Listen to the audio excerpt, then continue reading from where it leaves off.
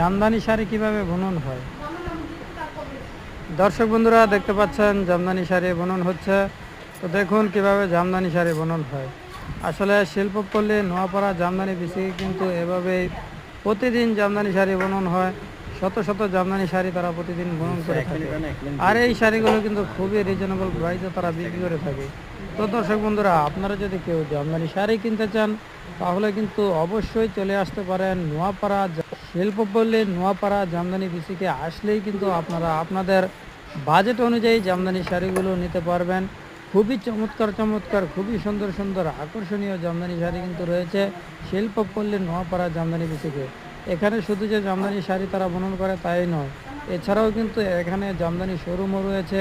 সেই শোরুমে আসলে আপনারা এক থেকে ধরে 100টি অবধি শাড়ি দেখে একটি শাড়িও নিতে পারবেন, সেই সুবিধাও রয়েছে।